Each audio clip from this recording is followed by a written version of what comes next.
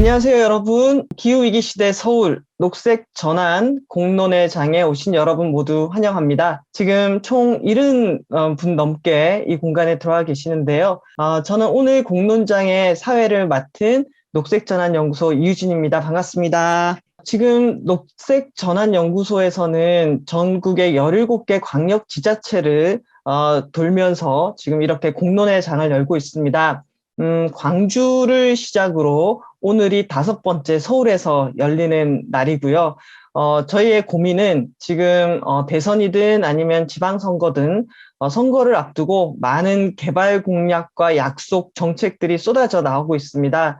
그런데 저희는 기후위기 시대에 해야 할 일과 해서는 안 되는 일들이 있다라고 생각을 하고 실제 우리가 해야 할 일들에 대해서 함께 모여서 우리의 언어로 정리를 해야 하고요. 하지 않아야 할 일들을 분류해서 정말 하지 않도록 만드는 게 중요하다라는 생각으로 오늘 이 공론의 장을 열었습니다. 지금 초안은 녹색전환연구소에서 우리 공동연구원인 로컬 에너지 랩과 함께 마련을 했고요. 또 그 과정에서도 여론 수렴을 했습니다. 오늘 여러분의 의견과 토론을 수렴해서 그 내용을 잘 정리해서 보고서와 자료로 만들고 지방선거를 앞두고 우리가 만들고 싶은 세상에 대해서 적극적으로 외치는 그런 시간들을 만들려고 합니다. 오늘 이 시간에 특히 오늘 3월 1일인데요. 이렇게 참여해 주신 여러분께 3.1절에 이런 일을 또 함께 도모하게 돼서 기쁘다는 말씀도 드리고 너무 감사하다는 말씀 드립니다. 네, 그럼 오늘 우리가 논의할 10대 의제에 대한 발제를 우리 로컬 에너지 랩의 문은정님과 신근정님으로부터 듣도록 하겠습니다. 큰 박수로 맞아주시길 부탁드려요. 지금 현재 서울시의 현 주소부터 소개를 드리고 10가지 의제에 대해서 20분까지 설명을 좀 드리도록 하겠습니다. 서울시는 아시겠지만 우리나라 인구 규모 2번째 대도시이죠. 각각의 지역별로 거의 50만 명 넘게 40만, 50만 가까이 인구가 살고 있는데요. 그래서 권역별로 따지면 한 권역이 부산보다 더 인구가 많습니다. 동남권역, 서북권역 이렇게 따지면 인구 300만이 넘어서 거의 부산에 가까운 도시가 5개가 모여있는 거나 마찬가지입니다. 서울의 예산은 40조 원에 이르게 되고요. 인구보다 또 생활인구가 더 많습니다. 경기도에서 서울로 출퇴근을 하시면서 생활하시는 분들이 많아서 실제로 서울의 활동인구 되게 많다라는 거 아마 다 아시게 될 것 같습니다. 기후위기는 서울이 다른 전국보다 훨씬 더 심각해서 우리나라 평균보다 서울 평균이 연평균 기온도 높고 온도가 올라가는 확률도 높고요. 그리고 기후위기에 따라서 온도의 변화도 앞으로 더 커질 예정입니다. 강수량도 더 많아질 예정이고요. 그에 따라서 또 구별 차이도 큽니다. 연평균 기온이 높은 구와 낮은 구 간에 1도 넘게 차이가 나기도 하고 열대야 일수도 거의 4배 가까이 차이가 납니다. 온실가스 배출량을 놓고 보면 서울의 온실가스 배출량은 건물에서 대부분 다 배출이 되고요. 수송에서 또 일부 20% 정도 배출이 되고 있습니다. 그래서 서울이 이제 2012년부터 원전 하나 줄이기 정책을 실행하면서 에너지 전환 정책을 열심히 진행을 하고 그랬는데도 불구하고 사실 온실가스 배출량이 크게 줄어들진 않았어요. 2005년 대비해서 최종 에너지 소비는 7% 정도 줄어들었고 온실가스 배출량은 한 5% 정도 줄어들었습니다. 근데 10년 동안 이렇게 노력을 했는데도 에너지 소비나 이제 온실가스 배출량이 크게 줄지 않았기 때문에 탄소 중립을 위해서 이 기후위기 시대에 심화되는 탄소 중립을 위해서 어떻게 더 노력해야 되는지 고민한 끝에 2020년에는 서울에 이제 그린 뉴딜 추진을 위한 그린 뉴딜 추진을 통한 서울의 탄소 중립 계획들을 발표하게 됐는데요. 여기 우리 이유진 대표님이 초를 잡아서 하기도 했죠. 그래서 2050년 탄소 중립, 2030년 40% 목표를 세웠고 이 옆에 있는 그린 빌딩, 그린 모빌리티, 그린 숲, 그린 에너지, 그린 사이클 5가지의 주제로 탄소 중립 계획을 발표했습니다. 이 계획은 꾸준히 이어져서요. 이 C40라고 하는 40개 지자체들이 모여 있는 곳에 이제 탄소 중립 계획을 제출하기도 했고요. 여전히 이 오세훈 시장으로 바뀌었는데도 이제 이 정책들은 이어지고 있습니다. 25개 자치구의 온실가스 배출량을 보시면 강서구가 공항이 있어서 온실가스 배출량이 가장 많고요. 공항 같은 이례적인 상황을 빼면 송파구, 강남구, 서초구 순으로 온실가스 배출량이 많고 뒤에 있는 서대문구, 도봉구 같은 곳들은 이제 온실가스 주거 지역이기 때문에 좀 온실가스 배출량이 상대적으로 적은 것을 보실 수 있습니다. 이런 기초 현황을 바탕으로 서울시의 녹색전환 10대 정책을 이제 저희가 제안을 하는데요, 연구진에서. 제일 첫 번째, 무엇을 할 것인가, 어떤 계획과 목표를 가질 것인가, 어떻게 할 것인가, 학습, 인식은 어떻게, 기후위기 시대에, 그 돌봄, 적응, 농업, 먹거리, 에너지 전환, 건물, 교통수송, 순환사회, 전환경제, 이 10가지의 주제로 이제 의제들을 세팅을 해봤습니다. 무엇을 할 것인가에서는 사실 서울시는 온실가스 감축 목표를 이미 발표를 했는데요. 서울시보다 우리가 더 높여서 제안을 해야 되는 건가? 아니면 서울시가 발표한 것을 제대로 실행하게끔 해야 되는 건가? 이런 고민을 이따가 의제 나눔 시간에 나눠주시면 좋을 것 같습니다. 의제 1-2와 1-3번에서도 서울시가 기후위기 대응을 위해 탄소 중립을 갈 때 사회지표나 자연지표처럼 이것들을 점검하는 지표들이 제대로 다시 세팅되었으면 좋겠다라는 제안을 드립니다. 불평등 해소, 일자리 창출이라든지 자살률 감소와 같은 사회지표, 생물다양성 생태 발자국, 녹지보호지구와 같은 것을 자연지표로 제안을 해서 이걸 점검하면 어떨까 생각을 하고요. 그래서 이제 1-1에서 핵심적으로 논의해 주셔야 할 것은 서울시 온실가스 감축 목표 우리는 얼마로 제한을 할 것인가. 서울시가 제안한 2005년 대비 2026년까지 30%보다 더 높여서 할 것인가. 여기 몇 퍼센트면 좋을지도 의견을 주시고 그걸 실제로 제안을 해서 실행이 될 때 어떻게 해야 실행이 됐는지에 대한 아이디어도 많이 주시면 좋을 것 같습니다. 이제 1-2에서도 지금 이제 자살률 지표, 기후변화 건강 지표 같은 불평등 지표가 있는데 이것들이 적용됐을 때 어떻게 보여질 것인가? 그 이외에 또 추가로 들어갈 지표는 무엇일까? 의견을 좀 주시면 좋을 것 같습니다. 서울시 같은 경우는 자살률은 사실 전국 평균보다는 낮고 꾸준히 감소를 하고 있는데요. 여기에 대해서도 좀 같이 의견을 더 주시면 좋을 것 같고요. 지금 서울시의 자연지표에서는 기대종 생태발자국 녹지면적을 가지고 이야기를 좀 하면 좋은데 이것들이 자연지표로 됐을 때 어떤 모습으로 보여질 것인지 의견을 주시면 좋을 것 같습니다. 목표 지표에서는요. 사실 녹색전환 이행 기반에서 제일 중요한 것은 예산이라고 볼 수 있는데요. 서울시 예산의 몇 %로 탄소중립 예산을 배정해야 하는지 의견을 좀 주시면 좋을 것 같고요. 서울시는 2022년부터 온실가스 감축 인지예산 제도가 이제 시작이 됐습니다. 이것이 실제로 온실가스 다배출 정책을 중단하는데 기능할 수 있을 것인가? 어떻게 해야지 온실가스 다배출 정책이 이 온실가스 감축 인지예산 제도 때문에 중단될 수 있게 만들 것인가 이런 의견을 좀 주시면 좋을 것 같습니다. 그리고 서울시는 2012년부터 원전 난화 줄이기 정책 시작되면서 거버넌스도 만들고 관련된 예산도 배정하고 서울에너지공사 같은 실행조직도 만들고 국제연대도 열심히 진행을 해왔는데 사실 이게 도시 규모에 맞는 것인가에 대한 고민이 여전히 있습니다. 우리가 1000명이 모여서 시민총회를 한다고 해도 100만 명이 있는 도시의 1000명과 1000명이 있는 도시의 1000명은 다를 수 있잖아요. 그런 것들에 대한 의견들을 좀 자세히 나눠주시면 좋을 것 같습니다. 그리고 이제 저희가 예산을 보다 보니까 탄소중립 녹색전환 예산 어디까지 봐야 되나 이런 고민을 하게 됐습니다. 앞에서 뭐 도시안전, 주택, 도시계획, 공원환경, 대중교통 이런 데 2조, 3조씩 예산을 쓰고 있는데 그렇다고 하면 서울시가 뭐 5조, 6조씩 기후변화 예산을 쓰고 있는 건가? 아니면 탄소중립을 위해서 다른 예산이 더 필요한 건가? 그런 고민을 하게 됐어요. 그리고 이제 기후변화 대응기금도 1000억씩 쓰고 있는데, 이제 기후변화 대응기금 1000억으로 충분한가? 1000만 인구 도시에서 이거보다 더 얼마나 확대되어야 되나? 이런 고민을 하게 됐습니다. 이런 것도 같이 의견을 나눠주시면 좋을 것 같습니다. 뒤에 예산 현황을 적어놨습니다. 그리고 아까 말씀드렸던 것처럼 지금 금고 선정할 탈석탄과 재생에너지 투자 항목들 반영해서 탈석탄 금고 진행했는데 얼마 전 기사에서는 실제로 금융기관들의 탈석탄이 진행되지 않았다 이런 결과가 나왔거든요. 선언과 다르게 서울시의 많은 정책들도 사실 선언에 그친 경우가 많고 실질적인 효과가 없는 경우가 많아서 이것들을 어떻게 해야지 실제 실행이 될 것인가 고민을 함께 나눠주시면 좋을 것 같습니다. 여기서도 이제 시민 참여 거버넌스, 그동안에 이제 에너지 산림도시의 거버넌스 제도 예산을 탄소 중립밖에 전면적으로 개편하려면 어떤 실행 방안들이 필요할지 이 실행 방안에 대한 의견도 같이 나눠주시면 좋을 것 같고요. 도시 규모는 어떤 것인가에 대한 의견도 함께 나눠주시면 좋을 것 같습니다. 학습 인식에서 저희가 제안드리는 의견은 두 가지입니다. 생태전환 교육 예산을 1인당 최소 1만 원 확보입니다. 생태전환 교육 예산 1인당 1만 원이면 서울시 규모에서는 1,000억입니다. 1,000억이 너무 많은가 혹은 너무 적은가 아니면 이걸로 충분한가 이런 고민도 좀 필요할 것 같고요. 지금 이제 공무원 주민자치회 대상으로 생태전환 교육 필수 이수제도도 제안을 드립니다. 지금 현재 서울시 예산에서 0.3% 정도 사용하게 되면 1인당 만 원 정도의 교육 예산이 확보될 수 있는데요. 실제로 서울시 같은 경우에는 평생교육 예산으로 530억 정도로 집행하고 있습니다. 여기에 대해서 더 추가로 평생교육 예산이 필요하다 제안을 드립니다.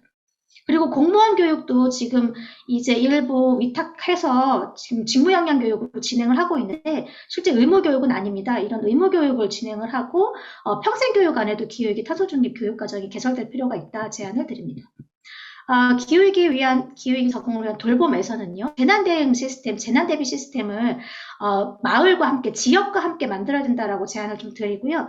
그리고 이제 모두의 입장에서 돌망 지도를 만들어서 함께 이제 돌봄을 마련하면 좋겠다 제안을 드립니다. 지금 서울시 같은 경우는 홍수나 폭염으로 사실 굉장히 많은 기후재난이 발생하고 이미 있고요. 물관리 취약도 이제 굉장히 높은 것으로 나타나고 있습니다. 실제 홍수가 나타나기도 했고요.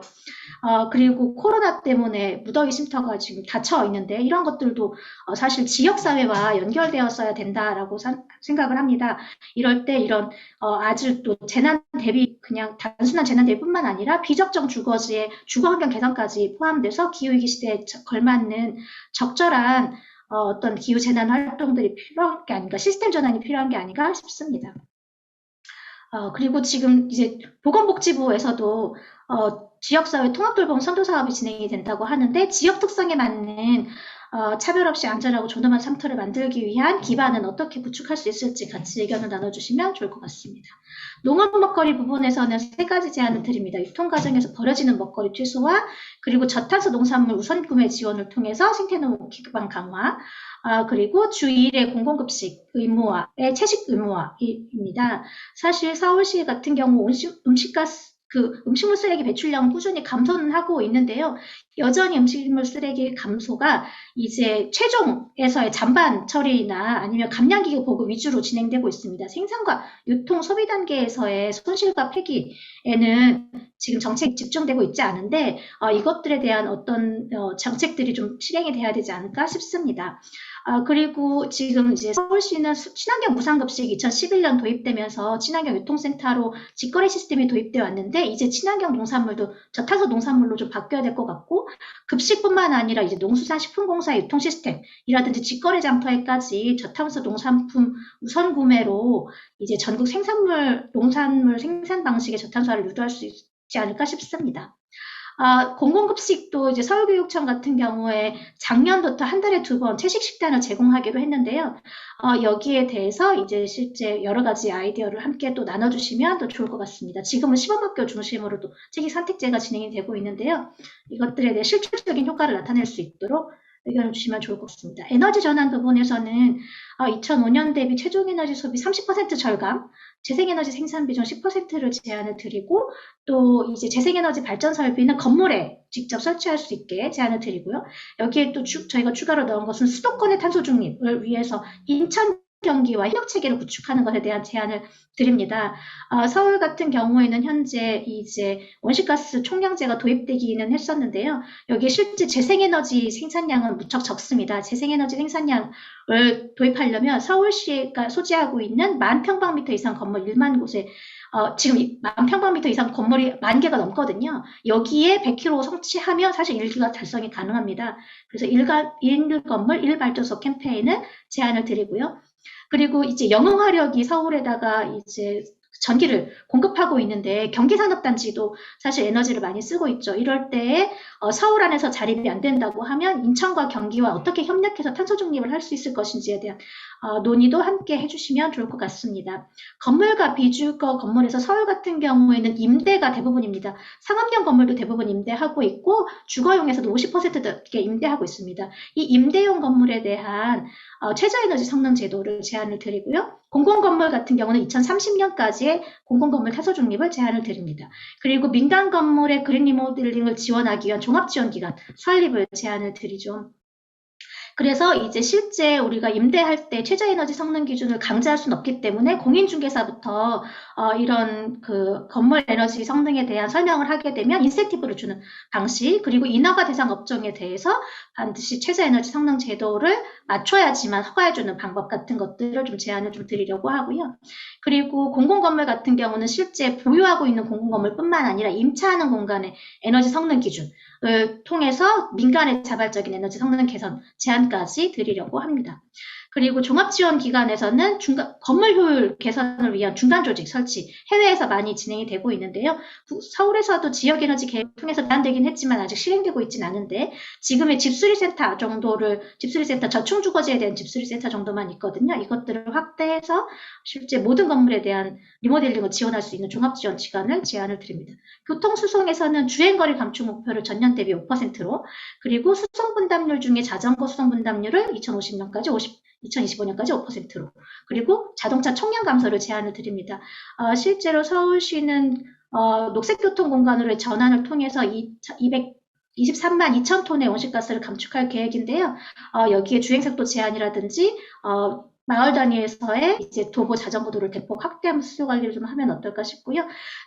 그 서울시 같은 경우에 공영 자전거를 많이 사용하고 있지만 여전히 자전거 수송 분담률이 1.5%밖에 안 됩니다. 공영 자전거 운영비가 300억인데 사실 주차장 운영비는 1,000억이 넘습니다. 그래서 자전거 수송 분담률을 높이는 것에 대한 여러 가지 정책들이 필요한 상황이고요. 지금은 서울 같은 경우에 인구가 이제 많기 때문에 면적에 비해서 자동차가 300만 대가 넘습니다. 그래서 자동차 보유 대수를 줄여서 도시의 여유 공간을 어떻게 확보할 수 있을지에 대한 아이디어들이 필요한 상황입니다.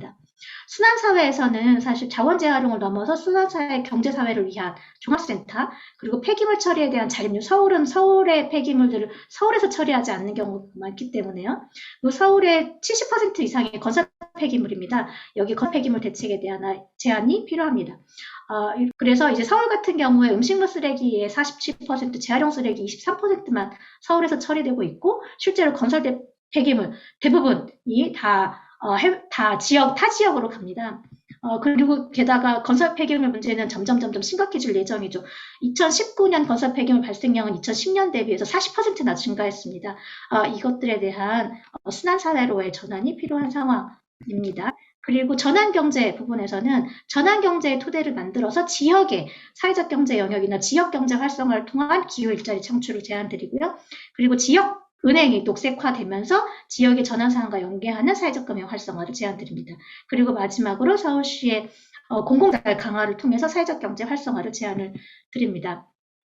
현재 기후 서울시가 이제 원전 하나 줄이기 정책을 통해서 여러 가지 서울형 뉴딜 일자리를 진행을 했는데 이 뉴딜 일자리가 단기적인 일자리로 그치는 부작용들이 있었습니다. 지속 가능하게 만들려고 하면 지역의 경제 조직들이 좀 제대로 살아나야 하는데요. 이것이 어떻게 될 수 있을지, 지역에서의 녹색전환 10대 부분에 일자리가 생겨날 수 있도록 어떤 식으로 예산을 쓰면 좋을지도 의견이 같이 필요합니다. 서울의 사회투자기금이 현재 이제 운영되고 있어서 2020년까지 1,400억이 넘는 자금이 이제 조성이 집행이 됐는데요.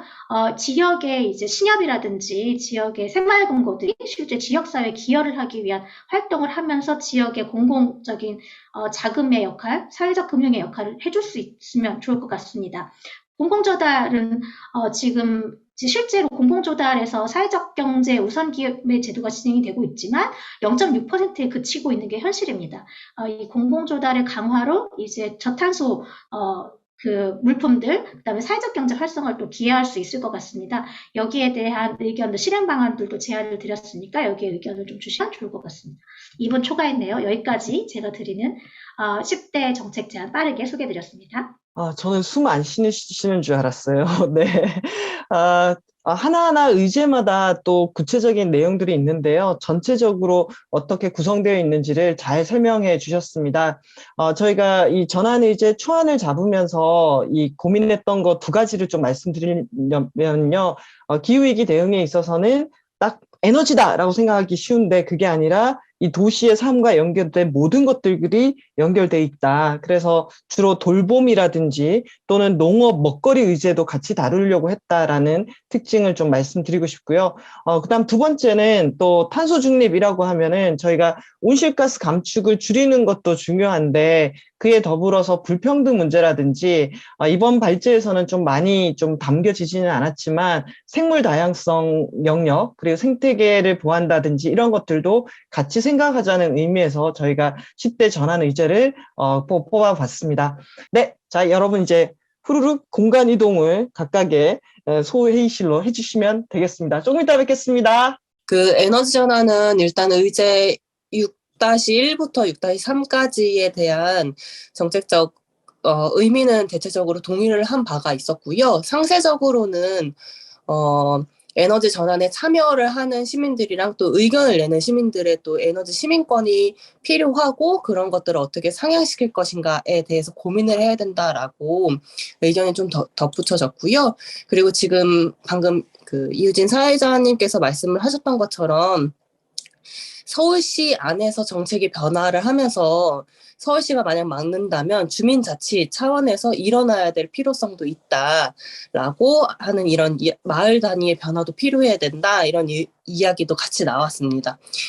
하나씩 상세적으로 말씀을 드리면 6-2에서 2025년 재생에너지 발전설비 1기가와트 설치 목표가 6-1에 있는 재생에너지 설치 비중 10%를 달성할 수 있는 수치인가에 대한 상세적인 검토도 필요하다라고 의견을 덧붙였고요. 그 부동산 거래 시에 대한 에너지 등급이나 에너지 소비량 파악을 할 수 있는 의무화도 필요하다라고 말씀을 드렸고, 그리고 재생에너지를 이끌어가는 부서, 그 주체에 대한 필요가 확실해져야 된다라는 내용과 과거 정책에 대한 평가도 필요하고 원전 하나 줄이기겠죠? 그 평가가 필요하고 서울시 목표뿐만이 아니라 그 시 목표를 같이 이끌어주고 실행을 해줄 자치구별로 목표 그리고 계획에 대한 할당과 그리고 예산이 필요하다라는 의견이 있었습니다. 6-2에 대한 의견은요.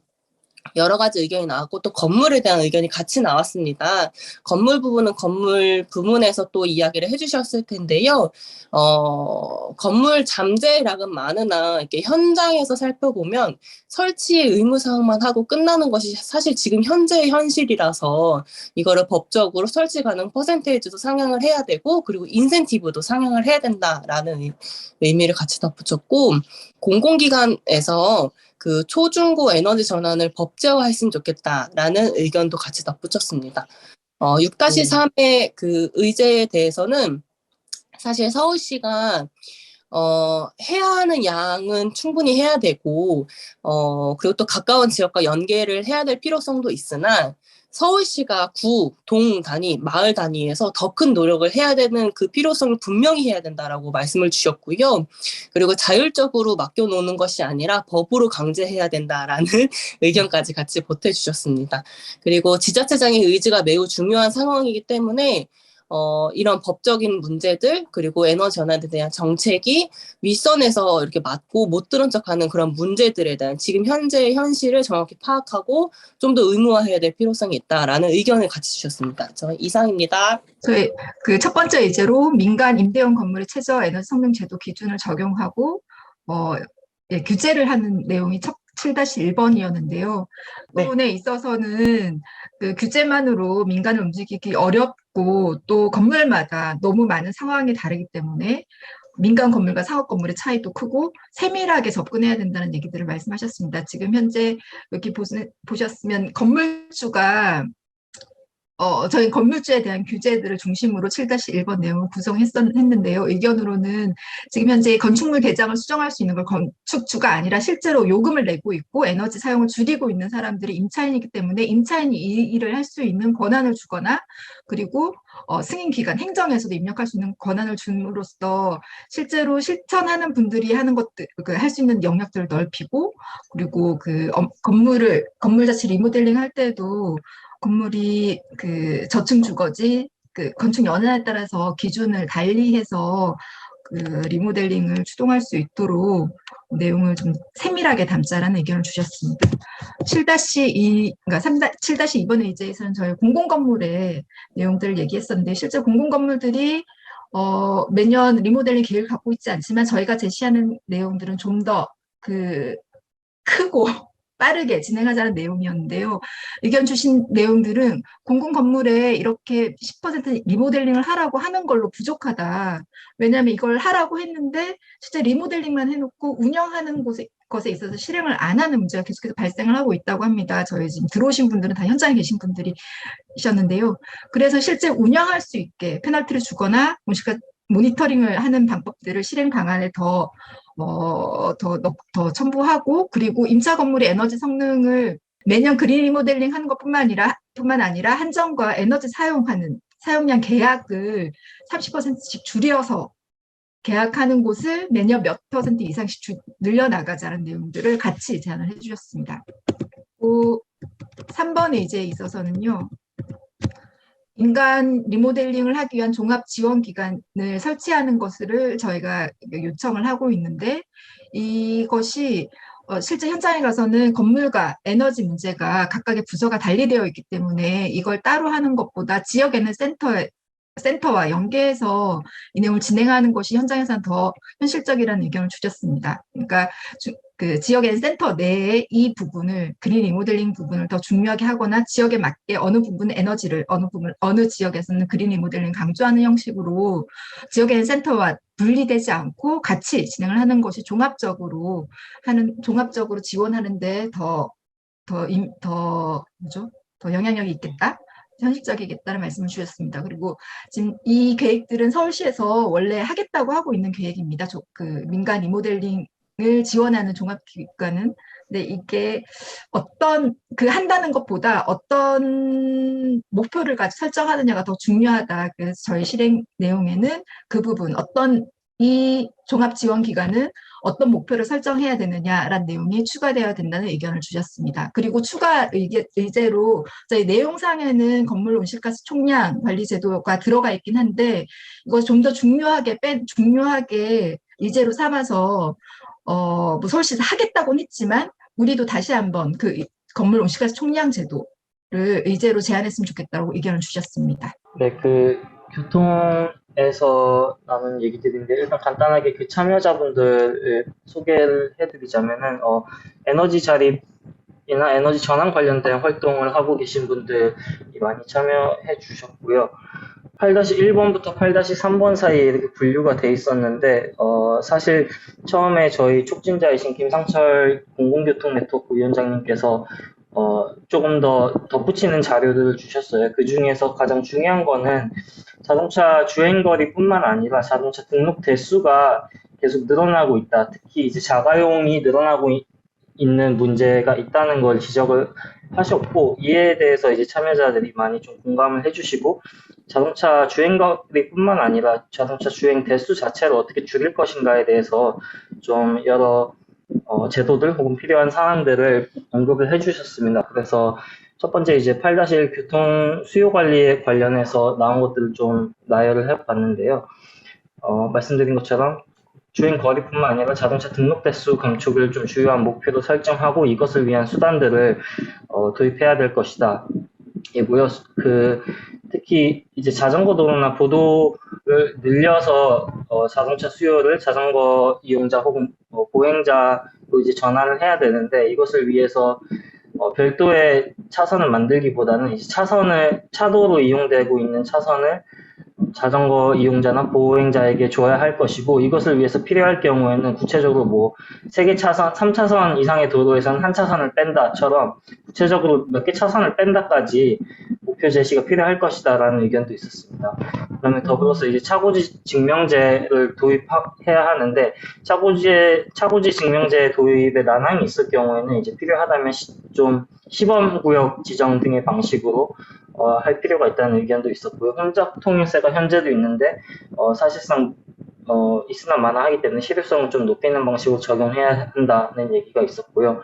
자동차 주행 속도가 지금 50km로 낮춰지긴 했는데 30km로 낮아져야 될 것이고, 이게 현재 학교 인근의 시설에만 제한적으로 적용되고 있기 때문에 이거를 골목길이나 생활권으로 더 확대할 필요가 있다는 의견이 있었습니다.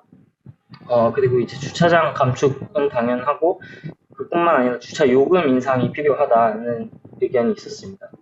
두 번째, 자전거 수송 분담률을 높이는 것에 대해서는 이제 8-1과 좀 겹치기도 하지만, 어쨌든 그 도로 다이어트를 적극적으로 해서 자전거 도로를 늘려야 된다는 얘기, 그리고 환승 거점 중심으로 자전거 도로를 확충하는 방안도 얘기가 됐는데요. 예를 들면은 세 개의 지하철역이 좀 교차되는 지점, 그러니까 대표적인 공공교통 요지들이 있으면 이런 것들을 중심, 혹은 따릉이 이용 데이터를 가지고 따릉이 가장 많이 이용되는 루트를 중심으로 자전거 인프라를 확충하면은 조금 더 실효성 있게 진행할 수 있지 않을까, 이런 의견이 있었고요. 자전거 마찬가지로 학생들이 자전거를 많이 탈 경우에는 대학가 중심으로 자전거 주차장 같은 인프라를 확충하는 방안도 있었고, 카고바이크 활성화가 필요하다는 의견도 나왔습니다. 자동차 총량 감소를 목표로 공유 시스템 확충을 해야 한다는 의지에 대해서는 현재 그 서울의 경우에는 지하철이나 버스나 따릉이 이런 수단들을 운영하는 주체들이 다 다르고 통합되어 있지 않기 때문에 이것을 통합하는 운영 시스템을 도입하는 방식으로서 하나의 공사로 통일을 한다든지, 아니면 이게 아닐 경우에는 결제 시스템을 통합하는 방안이 있을 것이고, 이를 통해서 대중교통 연계성을 강화할 수 있을 것이다 라는 의견이 있었습니다. 그 다음에 이제 서울시랑 경기도를 출퇴근하시는 분들이 많은데, 이 시도 인접 경계 지역에서 따릉이 같은 경우 연계가 안 된다거나 이런 문제가 있고, 특히 시도 인접 구역에서는 자가용을 위한 인프라 말고 자전거 이용자 혹은 보도 이용자를 위한 인프라는 거의 없기 때문에 이들을 위한 교통수단의 하나로서 수요 응답형 버스의 도입이 필요하다, 이런 의견들이 있었습니다. 네, 이 정도로 일단 마치고요. 나머지 좀 자세한 부분은 속기록으로 따로 정리가 되어 있기 때문에 또 활용을 하면 될 것 같습니다. 저희는 먼저 이제 각각의 이해와 경험 이런 것들의 차이가 좀 있어서 그런 이야기를 먼저 좀 나눴고요.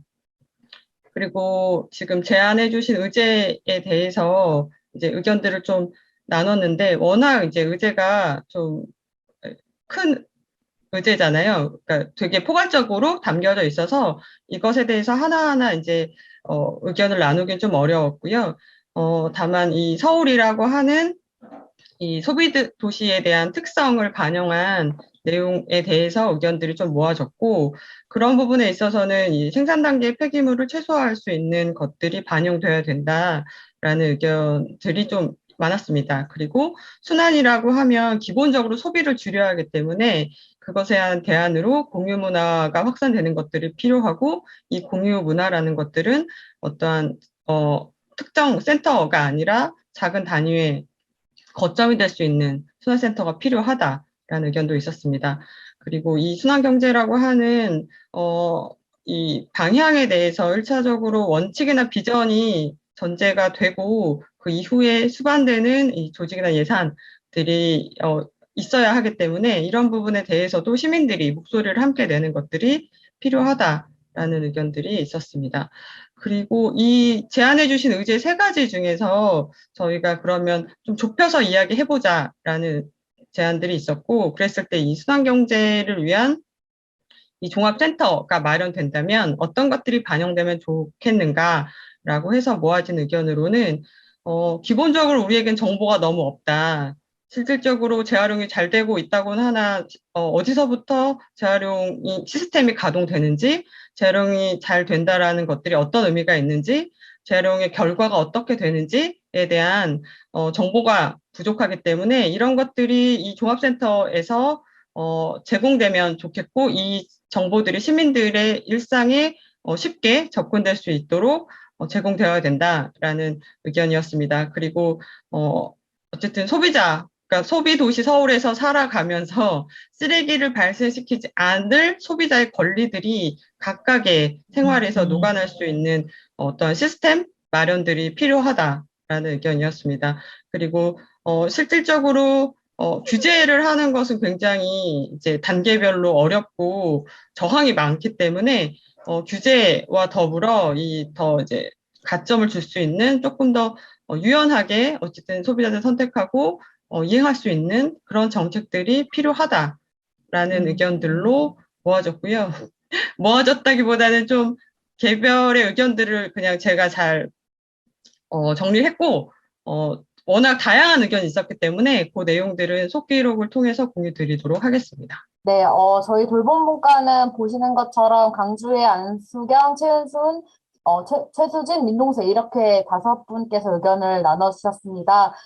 이제 많은 이야기 나눠주셨는데요. 간략하게 한 4가지 정도로 치러보면 일단은 1번, 2번 의제가 저희가 제시된 내용은 우리가 보기엔 모든 내용을 담아내기엔 피상적이거나 좀 원론적인 제목이다. 이런 의견들을 좀 많이 주셨고요. 그래서 첫 번째 의제와 관련해서는 재난 대응이라고 표현이 됐지만 사실상의 기후위기 대응으로 좀 수정할 필요가 있지 않냐라는 의견과 또 한편으로는 재난 대응이라는 이야기를 쓰는 것도 중요하다. 이런 이제 좀 토론이 있었고요. 다만 저희가 좀 합의했던 것은 지금 내용은 코로나 이전의 내용으로만 좀 작성이 되어 있는 것 같아서 코로나 이전과 이후의 기후위기 대응 패러다임이 전환된 내용으로 좀 작성이 되어야 한다. 왜냐하면 이제 홍수나 이런 내용들만 담겨 있는데 이제 전염병, 이제 감염병이 어떻게 좀 이제 돌봄 필요한 사람들에게 위협이 되는지에 대한 내용들이 좀 필요하다라는 내용을 말씀해 주셨고요. 지금은 그런 것들이 돋보이지 않는다라는 평가를 좀 주셨습니다.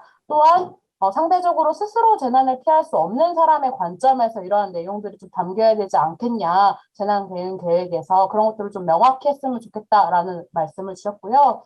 두 번째 얘기는 이제 돌봄망 지도를 마련해야 된다라는 말씀을 주셨는데 돌봄망 지도 너무 많이 만들었다 지금까지. 그러니까 이제는 돌봄 관계망을 만들어야 한다라는 좀 의견을 주셨습니다. 또 뿐만 아니라 이제 관계망을 만들어내는 것이 중요하다기보다는 이 작성에서의 과정이 담겨내야 한다라는 부분과 또한 또 주요하게 주신 의견 중에 하나가 일정 주기별로 업데이트를 해야 된다는 내용이 약속되어야 될 필요가 있다. 이런 의견들을 주셨고요. 또 추가적으로 이런 것들을 작성할 때 이제 레디컬 헬프의 지혜를 빌리거나 또 성평등 관점에서 쓰여져야 한다라는 문구들이 들어갈 필요가 있다라고 의견들을 주셨습니다. 그리고 저희가 이제 2가지 의제만 가지고 이야기를 나눴는데 3번째 의제가 추가로 필요하다라는 말씀도 주셨어요.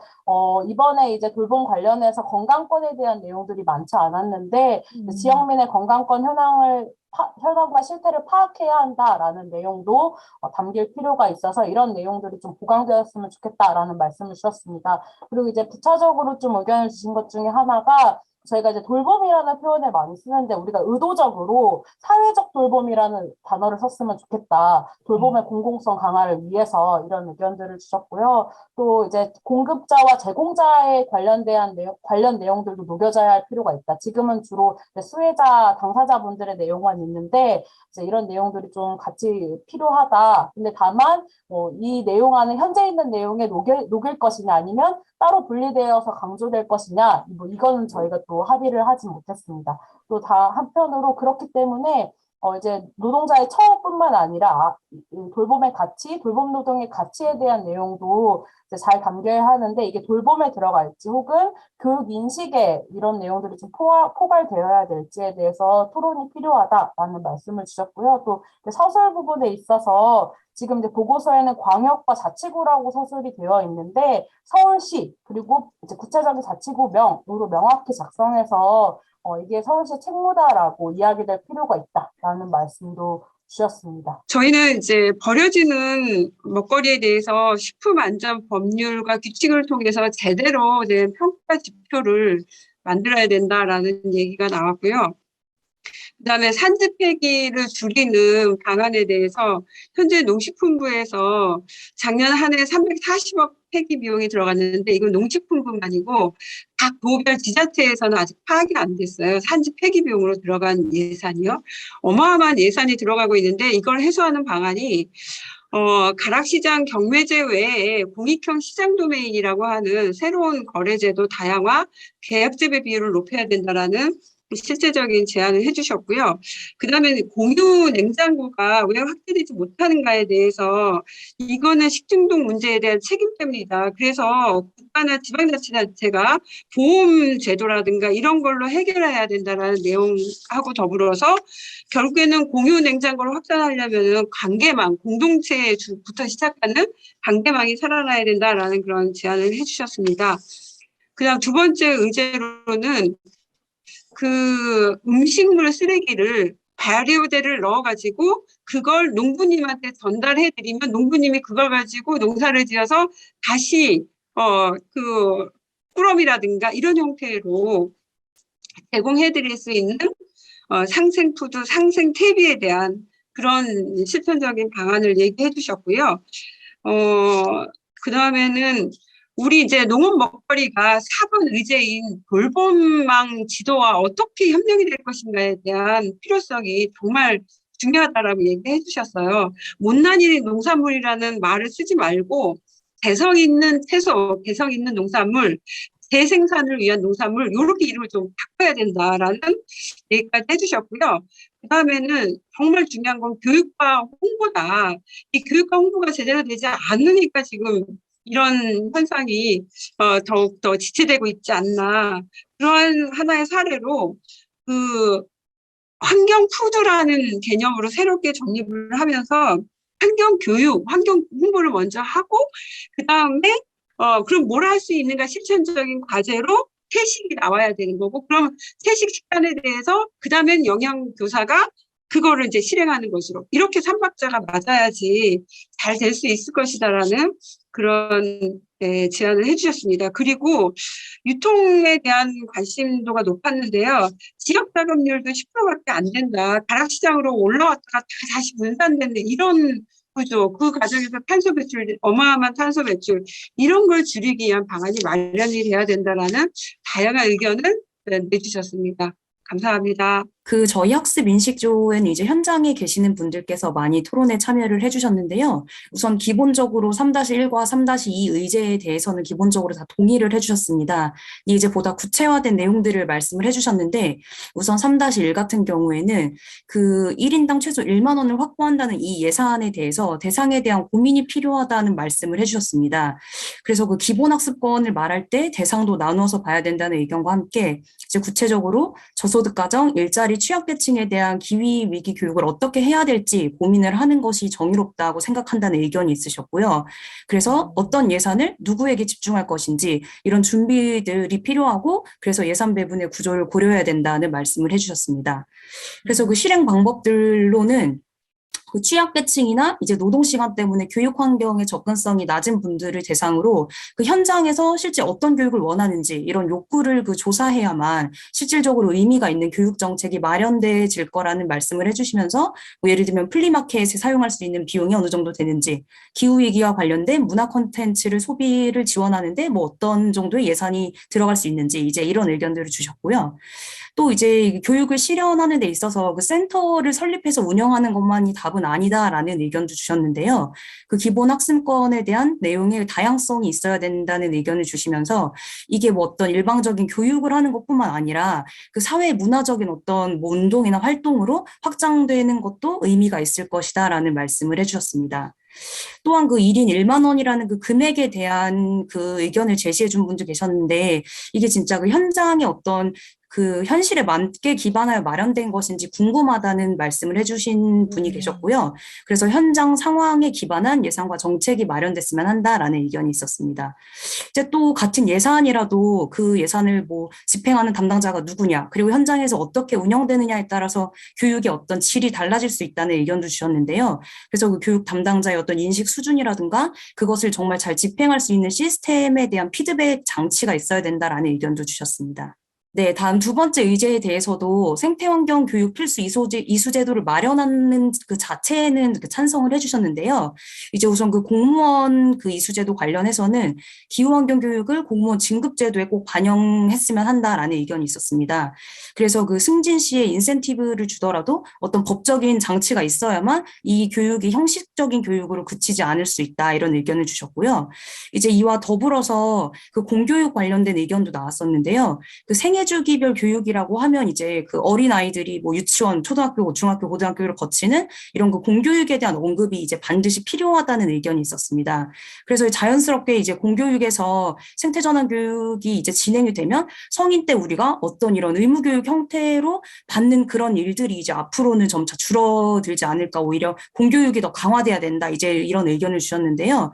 이제 그 의견에 덧붙이셔가지고 지금 이제 현재 초등학교, 중학교, 고등학교에서 생태전환 기본 운영 계획이 이미 있고 이제 그것을 진행하고 있는데 이제 실질적인 그 기후 그 교육 내용이 실제 그 기후 환경을 정말 그 반영하는 어떤 교육을 하고 있는지 아니면 혹여나 그냥 어떤 실적만을 위하는 교육으로 이어지고 있는 건 아닌지 이제 이런 문제점들을 언급해 주셨습니다. 그래서 이제 이게 교육을 단지 하는 것만으로 그치는 게 아니라 학생들이 이제 그 이후에 어떤 행동과 실천을 하는지 이제 이것에 따라서 실제 그 교육의 어떤 진정성이 평가되어야 된다라는 의견도 있었습니다. 그래서 이제 그 교육의 방식으로 단순히 그냥 일방적으로 이론을 받는 그런 교육이 아니라 어떤 의사결정 구조 학생들이 직접 참여하고 의사결정을 할 수 있는 어떤 그런 주체성을 마련할 수 있는 교육의 방식이 중요하다. 그러면서 마을, 지역에서 청소년과 어린이가 적극적으로 참여하고 의사결정자가 되는 공론장이 마련됐으면 한다. 이제 이런 의견이 있었고요. 또한 이제 이런 시스템도 좋지만 실제 현장에서 어떤 내용이 이제 교육될 것인지 그리고 그게 실제로 제대로 교육이 이루어진 것인지를 점검할 수 있는 어떤 툴이 필요하다는 의견도 주셨습니다. 네, 이상입니다. 저희도 이제 그 세 가지로 나눠서 전환 경제 토대를 마련하기 위해서 기후 일자리를 어떻게 확보하고 그 사회적 경제라든지 또 지역 금융을 어떻게 활성화할 것인가 세 가지를 의제를 가지고 논의를 시작했는데요. 저희는 의제 세 가지가 각각 그 구분하기 어렵고 다 연결이 되어 있다라는 그 동의하에 이제 세 가지를 다 포함하는 종합적인 이야기를 좀 나눴습니다. 일단 참여하신 분이 주로 이제 집수리 관련돼서 그리고 좀 의견이 나왔어요. 이 집수리 관련된 부분이 상당히 기후 일자리를 만들어낼 수 있는 데 있어서 범위가 크다라는 의견 주셨고, 그러기 위해서는 이 집수리 활성화를 위해서는 이 재개발, 재건축의 문제가 지금 과거와 같이 재생 그리고 그 보존, 그다음에 개선 이런 어떤 문화로 그런 문화가 좀 있어야지 그게 이제 가능하다. 이게 전부 재개발돼서 아파트 문화로 바꿔지는 이런 현실 속에서는 어쨌든 주택에너지 효율화라는 또 기후 일자리에 상당한 영역을 차지하는 그 부분이 그 부분을 지금 만들어낼 수 없다라는 것을 얘기를 해주셨고요.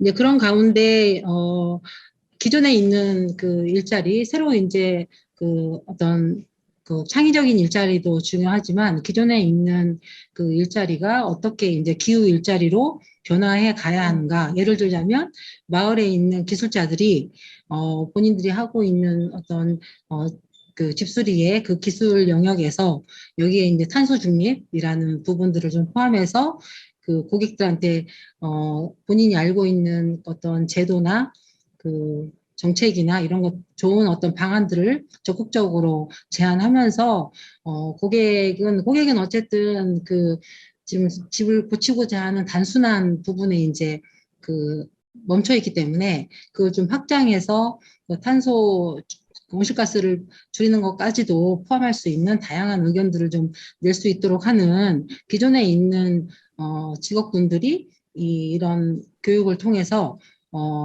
또 기후 일자리로 본인의 일자리들을 전환해 나가는 그런 것들도 얘기를 해주셨고요.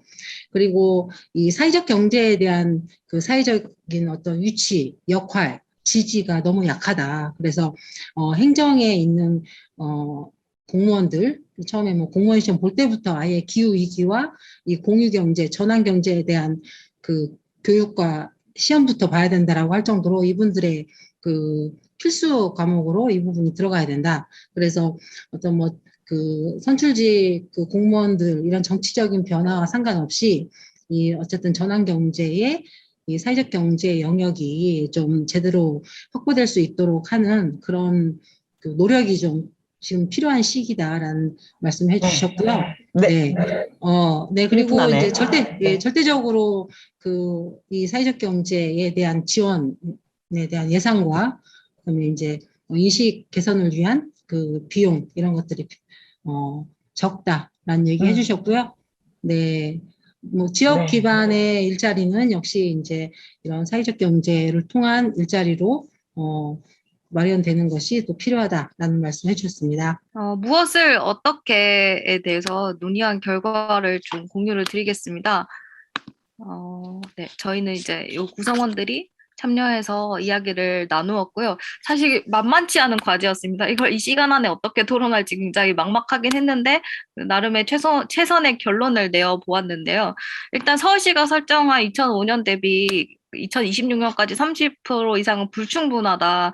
근데 또 서울이라는 도시가 국제적인 책임을 갖고 있기도 하고 또 국제 기준에도 미치지 못하는 것이기 때문에 적어도 이보다는 상향하여야 한다라는 그런 의견에 기반해서 2030년까지 50% 달성한 기준으로 2026년까지 35% 감축 목표를 제한한다라는 결론을 좀 정리를 해 보았습니다. 물론 이것도 불충분하다고 느끼실 분들이 많을 것 같아서 이후에 좀 체계적인 토론을 진행을 해보았으면 좋겠고 대신에 이걸 이 목표치만 따로 있는 것이 아니라 분야별 감축 계획과 어떻게 연동될 것인가가 중요하다는 생각이 듭니다. 특히나 가장 많은 온실가스를 배출하는 건축과 그리고 도로교통 분야의 감축 계획과 동시에 이것이 수립되어야 된다라는 이야기를 나누었고요. 그리고 이것을 이행하기 위해서 책임성을 보여야 한다. 목표를 세워놓고 그것을 이행하지 않아도 제대로 책임지지 않는 이 구조를 바꾸고 책임성을 마련해야 된다라는 이야기를 나누었습니다. 그리고 사회지표 분야에서는 지표를 통해 해서 예산을 점검하는 것이 필요하다. 예를 들어 이제 기후 예산제와 같은 것들을 잘 적용을 하자라는 이야기가 나왔고, 그리고 이 지표가 지금 수치로 드러날 수 있는 지표가 있고 주관적인 지표가 있는데 이것을 어떻게 통합적으로 적용할 수 있을지가 좀 더 구체화되면 좋겠다라는 의견, 그리고 워크숍을 통해서 이 지표라는 어려운 것을 시민들이 좀 체감할 수 있도록 기획을 하면 어떨까라는 이야기가 나왔습니다. 그리고 구체적인 이제 목표가 필요하기 때문에 이후 점검을 하자는 이야기, 그리고 불평등 지표가 어떤 내용인지 자세히 나와 있진 않는데 경제적인 불평등뿐만이 아니라 젠더라든지 장애인권과 같은 사회적 불평등 지표가 포함되어야 된다라는 의견이 나왔습니다. 그리고 일자리 창출 관련해서는 굉장히 호소력 있는 것이다. 그래서 기후위기 대응 정책에 대한 시민들의 호응을 이끌 수 있으므로 아주 구체화되었으면 좋겠다라는 이야기가 나왔습니다. 그리고 자연지표 얘기를 할 때 경기도 사례를 공유해 주셨습니다. 그래서 연마다 이 생태 발자국을 검토하는 것은 매우 어려운 일이기 때문에 5년이나 10년 이런 기간을 두고 중장기적인 계획을 수립하고 평가하는 것이 필요할 것 같다라는 의견, 그리고 이제 보고서 작성 시에 좀 더 자세히 검토할 수 있었으면 좋겠다라는 의견을 주셨습니다. 그리고 사실 시간이 많이 부족해서 이번 의제에 대해서는 많이 논의를 하지는 못했는데요. 그럼에도 불구하고 명확한 수치를 좀 같이 정리를 해봤습니다. 지금 서울시 예산은 기후환경본부 예산 같은 경우에는 1.2%가 배정되어 있고 이마저도 작년에 예산을 감축하겠다고 해서 시민들이 저항에 나섰습니다. 그런데 이게 핵심 사업이라고 한다면 적어도 10% 이상은 예산이 배정되어야 된다라는 지름이 있었습니다. 네, 함께 좀 구상을 해주셔야 할 것 같고, 그리고 이거 10% 이상 예산을 배정하되 실제로 이걸 잘 집행할 수 있는 조직 체계를 꾸렸으면 한다라는 이야기를 나누었습니다. 그래서 건축과 도로, 교통과 같은 주요 배출 분야에서 탄소 예산 반영이 중요하고, 다양한 범위의 분야 예산을 어떻게 컨트롤할 것인가, 조직 체계를 꾸리는 것이 매우 중요하다라는 강조점이 있었습니다. 이를 수행할 사람들이 많이 필요한데 지금 이제 좀 요 의제에 제한된 것으로는 좀 부족하지 않을까라는 이야기가 나왔고, 좀 더 이제 조직이 확장되어야 하고 또 권한을 많이 가진 그런 조직 체계가 필요하다라는 의견이 나왔습니다. 네, 여기까지 공유 드리겠습니다. 오늘 저희가 10대 전환 의제에 대해서 얘기를 했고요. 이제 지역이라는 공간을 중심으로 이야기를 시작하도록 하겠습니다. 지역별로 어떤 이야기를 나눌지에 대해서 우리 녹색전환연구소의 장윤석 연구원께서 5분 안에 발제를 해주시도록 하겠습니다. 네, 윤석님 부탁드립니다. 네, 발제 시작하겠습니다. 반갑습니다. 녹색전환연구소 서울을 같이 작업한 장윤석이라고 합니다. 이제 저희가 나눴던 이야기들을 쭉 정리하면 이제 이렇게 보실 수가 있습니다. 네, 한 페이지로 만들었는데요. 참 많죠? 10가지 분야에서 저희가 모두 다 녹색전환을 가지고 가야 된다는 것은 일관되게 가져온 어느 것도 두고 가지 않는다는 원칙으로 수립을 한 바입니다. 이렇게 짧은 시간에 이렇게 많은 이야기가 나올지도 몰랐고 오늘 나눴던 이야기 바탕으로 업데이트되어서 제시될 예정입니다. 그럼 2부에서는 어떤 것을 이야기하냐? 2부에 들어가기 전에 먼저 우리가 기후를 바라보는 관점에 대해서 잠깐 얘기를 드리고자 합니다. 네, 이게 따끈따끈하게 어제 나온 IPCC 6차 보고서 초안인데요. 저희는 시간과 부문과 공간이란 3가지 축으로 상황을 이해하고 우리가 어떤 정책을 펴야 되는지 이야기를 하고 있으며 명확하게 우리는 기후위기가 현존한다라는 것 하에서 시간적인 감각을 가지고 그리고 되게 여러 가지, 10가지는 절대 저희가 임의적으로 꼽은 게 아니라 우리가 진짜 중요하다고 생각하는 세계 보편적으로 이야기되는 부문들입니다. 그리고 심지어 그 중에서도 한국에서 그리고 서울에서 이야기를 하고 있는 것이죠. 따라서 1부에서는 우리는 부문에 대해서 이야기를 했습니다. 서울에서 3가지를 이야기할 때 우리 서울은 명확하게 시간이 정해져 있습니다. 이제 온실가스 감축 목표를 더 세게 강화를 하더라도 우리에게 정해진 건 제로고요. 그리고 전국 동시 지방선거가 8기가 남아있는데 이번 지방선거에서 가장 중요한 시간을 담당할 지자체가 나오게 될 것이고요. 부문에서 우리가 나눴던 10가지를 이 공간에서 이번에는 2부에 어떻게 적용을 할 것인가 이야기를 해야 되는 때입니다. 6차 보고서에서 오늘 아침에 보면서 가장 인상 깊었던 말은 이 세계랑 지자체랑 민간이 모두 참여하는 협치가 아니면 이제는 10년 선택에서 더 어떤 답이 없다는 말인데 우리가 가진 상상력이 그걸 넘어설 수 있는가를 보는 자리라고 생각을 해보면 되겠습니다. 서울이라는 공간을 보면 이것을 하나의 광역이라고 보기에는 굉장히 넓은 어떤 영역을 가지고 있습니다. 이 영역에서 우리가 2부를 이야기해 볼 것입니다. 그래서 11번은 서울의 도시계획이고요. 토건과 개발이 아닌 순환과 연대의 도시계획을 이야기하게 될 것입니다. 서울은 현황으로 토건과 개발 도시로 불려온 과거, 그리고 서울공화국이라는 이름으로 무려 제일 큰 경북보다 3배나 큰 그런 어떤 인구 과포화, 그리고 권역별로 서울은 기능이 나눠져 있어서 직장은 강남에 있고 집은 강북에 있는 지리 구조적 모순이 있는 그런 지역입니다. 이곳에서 어떻게 녹색전환을 만들어야 되는가?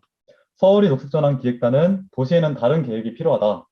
토건과 개발이 아닌 다른 도시계획을 우리는 같이 만들 것이고 이것은 서울이 작아지고 나눠져야 되는 어떤 하나의 첫 번째 방향. 2번째, 지금 10년 남았는데, 아니 그것도 안 남았는데 토건할 때가 아니다. M1대 예산과 시간을 쓰는 것이 아니라 부가적이고 불필요한 회색이 아니라 필수적이고 지속 가능한 녹색으로 가야 된다는 것에 목표를 두려고 합니다. 그래서 서울은 어떤 도시인가 물었을 때 공화국이다, 토건과 개발의 도시, 그리고 비순환 도시라는 말을 잊게 되고요. 이것은 우리 민지연구원이 같이 작업한 서울의 소비 기반 배출량 분석인데요.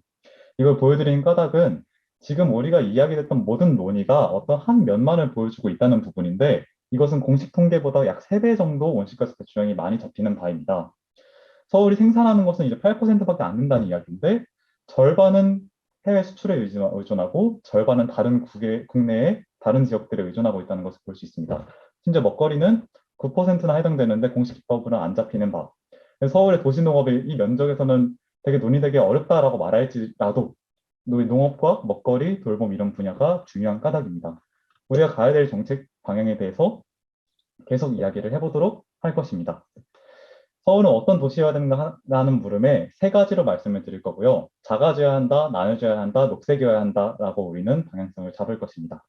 그래서 이것을 나왔던 대로 각각 나뉘어져서 권역으로 기능하는 게 이제 하나의 생활권으로 통합돼서 우리가 정말 이 하나의 광역이 아니라 5개의 광역으로 보일 수 있도록 서울을 만들어 보는 것이 저희 논의의 목적이라고 할 수 있겠습니다.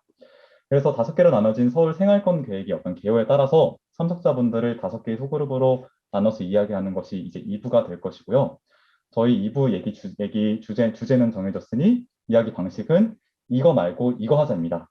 회색을 처리하고 녹색을 피워내자는 관점으로 기후위기 시대에 없어져야 되는 모든 시설, 정책 계획들을 이야기하게 될 것이고 녹색 전환을 위해 만들어져야 되는 모든 것, 시설, 정책 계획 모두 다 이야기하게 될 것입니다. 그렇게 도시계획을 다시 짜자라는 어떤 목표를 가지고 2부를 진행하도록 하겠습니다. IPCC 보고서에서도 이것 말고 이거 하자라는 게 인기인가 본데요. 농담입니다. 왼쪽은 이제 몰락해가는 과거, 오른쪽은 우리가 가야 될 미래를 이야기하고 있다는 점에서 좀 가져와 봤습니다. 저희가 10가지 부분에서 이야기했던 것 중에 없어져야 될 것들은 저런 것들이 있지 않을까. 공영주차장이랑 이제 너무 많은 도로들은 없어져야 되고 자전거 주차장이나 마을 집수리센터, 도시농업지원소 같은 것들은 생겨야 되지 않냐라는 이야기를 해보게 될 것이고 오늘 참가자분들께서 논의하신 이야기를 바탕으로 다시 업데이트할 것입니다. 지역에서 없어져야 될 것이 도심에서 여러 개발 사업들이 있고 동남권, 동북권 가리지 않고 있습니다. 마포구에서는 속리산이 개발되고 있죠. 지금 퍼실분들과 기록분들 그리고 참여하시는 각각의 권역이 누구보다 잘 알 현 문제들이고 누구보다 잘 바랄 만들어져야 될 것들이라고 생각합니다. 그래서 그렇게 가보도록 하겠습니다. 도심권에서 이거 말고 이거 하자, 동남권에서 이거 말고 이거 하자 이렇게 이야기를 해주시는 것. 그래서 예를 들어 도심권에서 용산 국제자유도시 말고 생태도시계획으로 공공임대주택 공급하자. 혹은 서울광장 해집지 말고 다시 공원으로 송현동까지 포함해서 커먼즈화 하자라는 이야기들을 할 수 있게 논의를 해주시면 되겠습니다.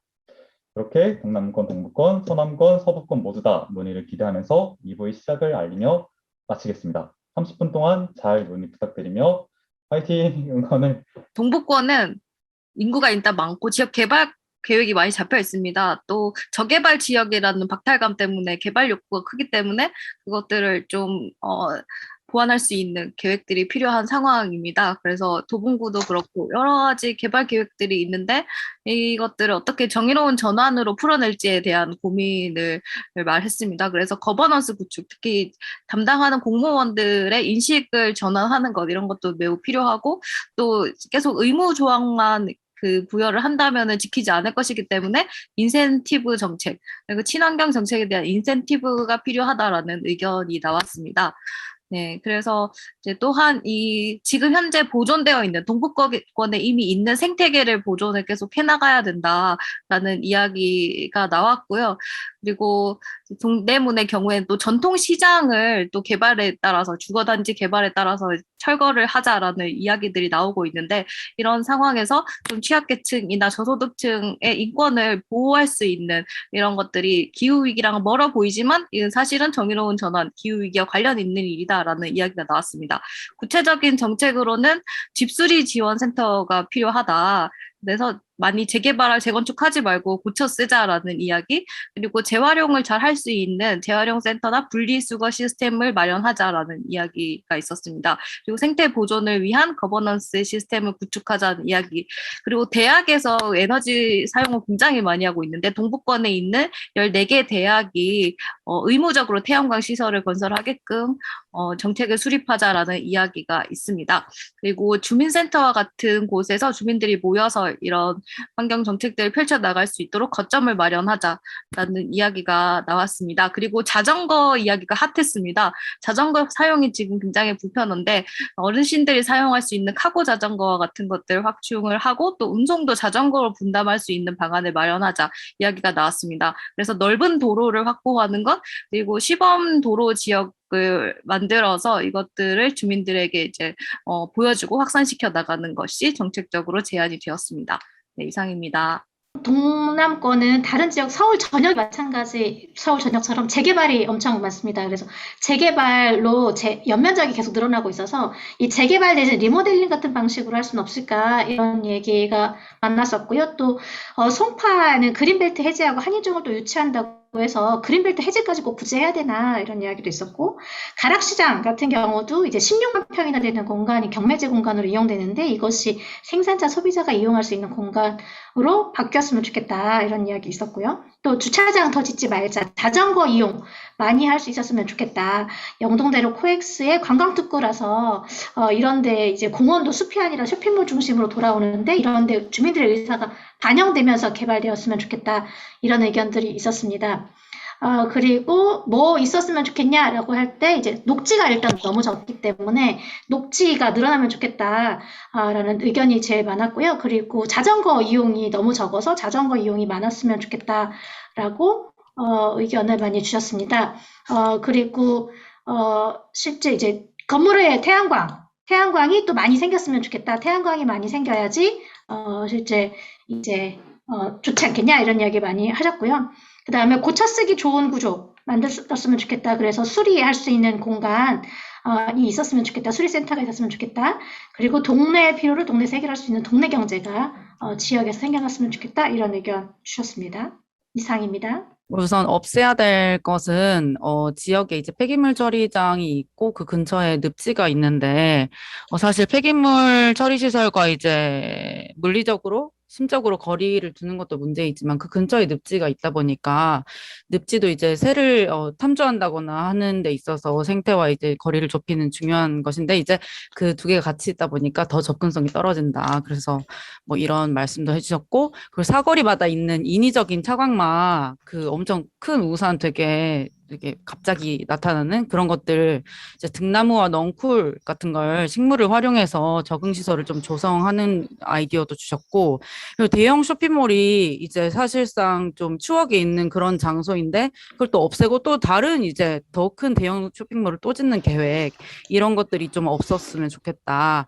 그리고 골목 상권을 오히려 활성화했으면 좋겠다. 그리고 아파트 재개발 계획이 난무하는 것들 이런 것들 없앴으면 좋겠고 이런 계획이 승인되고 적극적으로 추진되는 것을 좀 어렵게 만들어야 한다 이런 말씀해 주셨고 유휴 공간이 생기면은 이것을 상업화하려는 그런 마인드를 없애고 이것을 이제 공유지로 만들어서 청소년 같은 경우에는 335 모여서 이제 모임을 하고 뭐 춤 연습을 하거나 문화 공간으로 활용할 수 있는 진짜 그 동네의 커먼즈를 만드는 그런 아이디어도 주셨고 그리고 그 동네에 이제 농지라던가 녹지 이런 것들을 보존하고 조성하는 것, 둘레길 조성 해서 접근성을 높일 뿐만 아니라 우리 동네에 이런 녹지가 있다는 것을 홍보를 더 적극적으로 하는 것, 그리고 보라매 공원 같은 이제 그러니까 특정한 지역에 있는 그런 시설보다도 더 만연하게 녹지가 더 있었으면 좋겠다 이런 말씀해 주셨고 그리고 특히 고령 인구가 많이 산치는 동네에는 반려동물도 많은데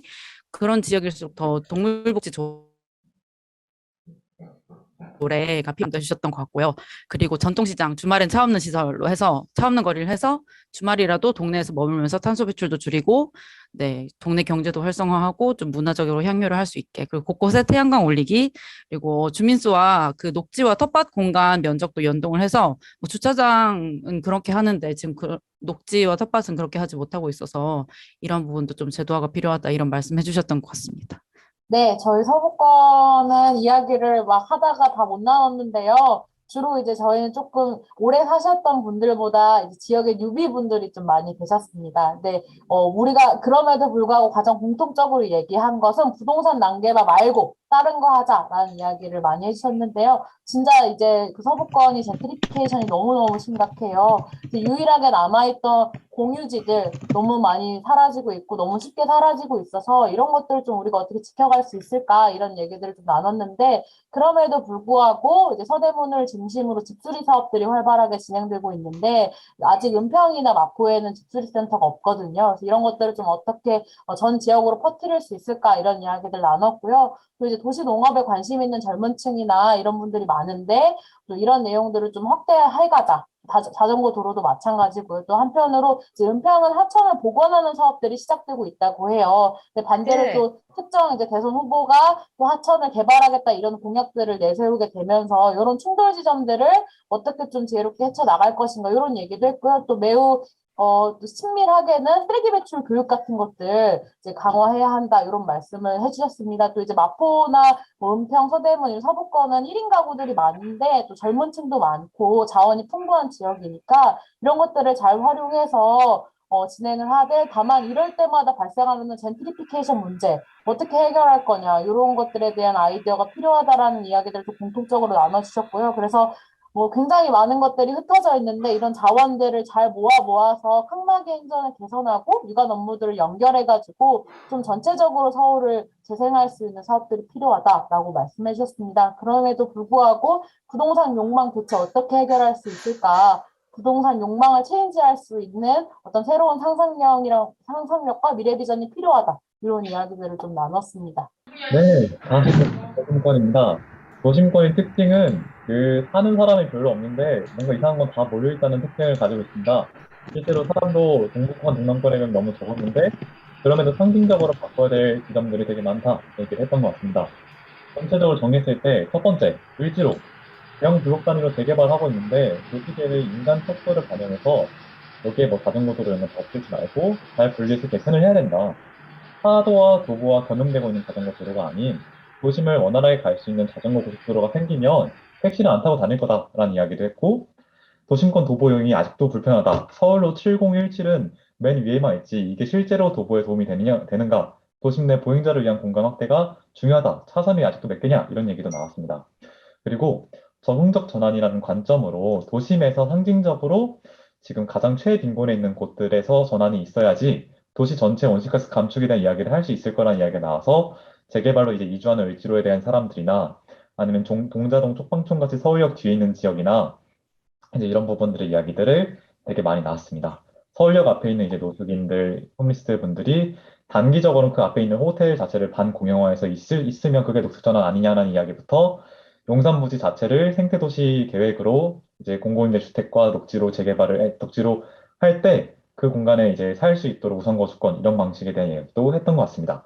마지막으로 그 공공부지 태양광 발전소에서 지자체에서 협동조합 참여를 막거나 취소하는 사례가 있었는데 에너지 자립률이 지금 전체 11%인데 그 마포 당일리 발전소 빼면 몇 퍼센트 안 나오는데 이거를 영혼 상상력을 발휘해서 높여야 되지 않겠냐. 협동조합에 참여하는 공공시설 태양광부지 사업 확대와 안정적 운영이 필수적이다. 라는 이야기도 나왔고 마지막으로 도심 녹지 공간을 확대하는 것도 중요하지만 기존 녹지를 관리하는 것도 중요하다. 이렇게 이야기가 되었습니다. 감사합니다.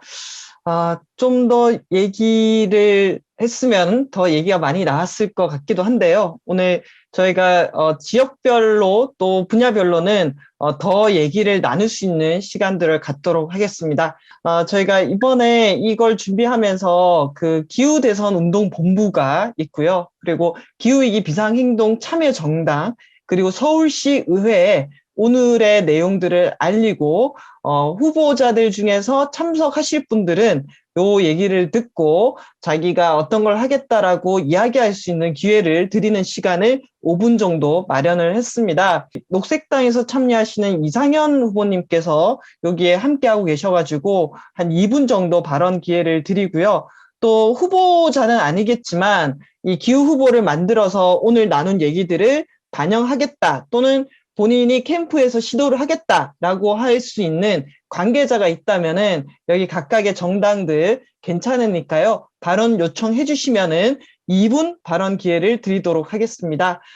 저희가 이렇게 노력한 것이 실제로 선거라는 공간에서 그리고 정책에 반영되도록 하는 게 최고의 목표이기 때문에 이렇게 연계하는 시간을 마련했습니다. 네, 안녕하세요. 이상현입니다. 네, 발언 기회 주셔서 감사합니다. 네, 감사합니다. 네, 중랑구 마을 활동가로 활동하면서 서울 기후위기 비상행동에서 정책교육팀장으로 함께 시민사회 기후 대책을 수립하고자 활동했습니다. 국제연대 활동가로서 활동하다가 이번에 녹색당의 서울시 비례의원 후보자로 나서게 되었습니다. 오늘 이 공론장에 함께하면서 시민들의 힘으로 서울의 변화를 굉장히 구체적으로 탄탄하게 꾸려가는 것에 큰 감명을 받았습니다. 귀한 공휴일에 너무나 이제 감사드리고, 네, 그리고 하지 말아야 할 것을 함께 강조하는 것이 인상 깊었습니다. 그러니까 할 것을 하는 것도 중요하지만 안 해야 될 것을 하지 않는 것을 이야기를 했다는 것. 그리고 말로만 하겠다가 아니라 확실한 이행 기반을 마련해야 하고 그리고 책임을 지는 기구 담당자를 확실하게 책임을 맡길 필요성을 새삼 절감했습니다. 그리고 다양한 영역에서 또 권역에서 이야기를 나누어 주셔서 이제 녹색당에서도 이 이야기들을 잘 반영을 해서 정책들을 구체화하고 이거 실제로 실현할 수 있는 정치를 해 나가야겠다고 생각을 하게 되었습니다. 녹색당에서는 지금 기후정의 조례 제정 운동을 추진을 할 예정입니다. 그래서 녹색당에서 표준안을 작업을 하고 있는데 이를 서울기후위기 비상행동이나 아니면 서울의 다양한 시민사회 단체 시민분들과 함께 이야기를 나눠서 실제로 우리의 삶을 보장하고 정의로운 전환을 만들어 갈 수 있는 그러한 우리의 원칙들을 만들어 나가고자 합니다. 기후 정책이 민생 정책이라고 생각합니다. 분리되지 않는다고 생각하고요. 우리의 삶을 함께 지킬 수 있는 이러한 이야기들 함께 쭉 해나가겠습니다. 동네를 바꾸는 녹색 전환 쭉 해나가겠습니다. 많은 관심과 사랑 부탁드리겠습니다. 감사합니다. 송파구가 그 서울시에서는 최초로 탄소 중립 도시를 선언했어요. 그래서 송파구에서 출마하시는 더불어민주당 후보님들께 오늘의 내용을 다 얘기해서 꼭 기후 후보로 나설 수 있도록 하겠습니다. 이상입니다. 저는 좀 다른 분들 계시면 안 하려고 했는데 정당이 겹쳐가지고, 그러니까 저는 이번에 출마는 하지 않고요. 네, 마포에서 이제 구의원 후보가 한 분 출마하는데 제가 거기에서 사무장으로 일을 하고 있습니다. 그래서 아까 이제 마포에서 이야기를 나누면서 저희가 진짜 고민이 많았거든요. 이 부동산 욕망 어떻게 다 이것만 관심이 있을 텐데 기후 얘기 해봤자 씨알이나 먹힐까 이런 절망을 사실 되게 크게 안고 있었는데 오늘 이 만난 분들이 다 씨앗이 돼서 저희가 좀 자신 있게 마포에서도 기후위기 얘기하고 탄소중립 얘기하는 유일무이한 후보로 남아서 활동하도록 하겠습니다. 그래서 저희 서부권 또 마포에 계신 분들이 있다면 녹색당 꼭 한번 소개시켜 주시면 감사하겠습니다. 네, 잘 부탁드립니다. 네. 저도 후보가 되실 수 있는 분들께 잘 오늘 이야기를 전달하도록 이 지금 잘 정리되어 있는 것들이 많으니까 꼭 전달하도록 하겠습니다. 네, 안녕하세요. 저 미래당에서 활동하고 있고 송파구에서 이번에 구의원 출마 준비하는 최지선이라고 하는데요. 네, 저는 지난 재보궐선거 때 작년에 이제 환경 이렇게 기후위기 이런 거 정책으로 해서 출마를 했었는데 주민분들이 많이 공감을 해주시고 되게 좀 그러시더라고요. 근데 사실 일반 시민들은 많이 공감하고 오늘 나온 내용도 되게 공통점이 많았잖아요. 근데 그게 이렇게 제도에 좀 반영되기는 사실은 좀 쉽지 않은 것 같아요. 그러니까 아직 정치권에서는 이거를 더 적극적으로 하려면 좀 거대 양당을 포함해서 좀 그런 대세가 있어야 되는데 그게 좀 없는 게 아쉽고 그래서 오늘 이 공론장을 계기로 해서 그런 대세가 만들어져서 정당을 불문하고 이번 지방선거에는 다 이런 기후위기나 환경 관련해서 좀 정치권에서 좀 그런 관심이 좀 제고됐으면 좋겠고요. 오늘 공부가 너무 많이 돼서 이런 자리 만들어주셔서 감사합니다. 예, 저희 도봉의 지금 지선 대비해서 시민사회 연석회의를 제안하고 좀 꾸릴 생각을 갖고 있는데요. 다 아시다시피 지선도 제1차가 부동산이고 2차가 일자리잖아요. 오늘을 통해서 좀 각각의 자치구에서 이번 지선이 기후위기가 될 수 있도록 저도 도봉구에서 적극적으로 시민사회 연석회의 할 때 이런 정책적인 제안을 할 수 있도록 노력해 보겠습니다. 감사합니다. 네, 말씀 감사합니다. 이제 연구소의 숙제가 남았습니다. 오늘의 내용을 아주 잘 정리해서 여러분께 보여드리겠습니다. 그리고 대선은 좀 어렵네요.